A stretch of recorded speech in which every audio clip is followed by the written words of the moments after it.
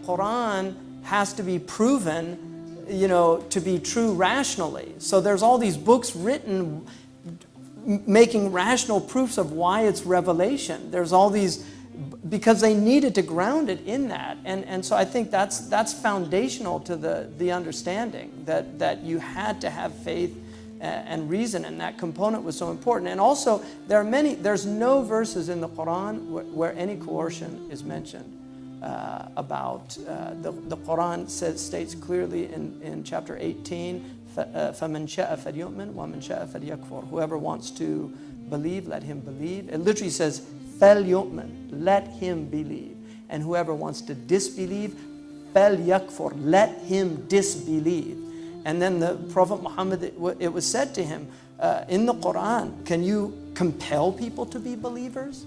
In the second chapter of Baqarah, it says that there can be no coercion in the religion. That reason is clear from unreason or error. That, the reason, it's clear, this is clear. So you can't force people, let them think about this. Even in the chapter where they say about killing people in Surah At-Tawbah, which is the 9th chapter, and this is always quoted by people saying that Islam is violent.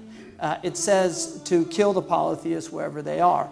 And that verse, which is in that chapter, that verse was a time-specific verse because the polytheists had broken the treaty with the Muslims. They had a treaty, and they had broken it by killing Muslims. And then they went to Mecca, which was a sanctuary at that time, and they had captives, and it was permission to fight in the sanctuary. That was not a universal thing isn't this what you were taught? This is what we were taught. And then it says immediately after that, but if one of them wants to hear the word of God, let him hear the word of God. And then it says, and if he decides not to believe, then take him to a safe place and leave him alone. Right? So, this is this decontextualization and idiotic people, quoting. I had one of my teachers, somebody got up in a lecture and quoted this verse in the Quran that says, whoever doesn't judge by God, he's a disbeliever. And he said to him, which chapter is that in? He said, I don't know. And he said, what was the verse before it so I can know the context? He said, I don't know. He said, what was the verse after it? He said, I don't know. He said, what do you do? He said, I'm a mechanic. He said, fix cars.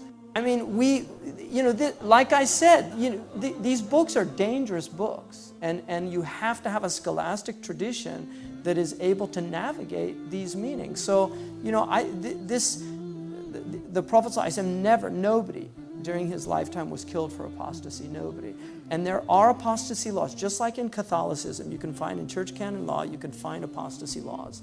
There are apostasy laws. There's one hadith that they base these on, but there are other hadiths, and they weren't in agreement upon this. One of the greatest scholars of Islam, Ata, did not believe that there should be any capital offense in apostasy.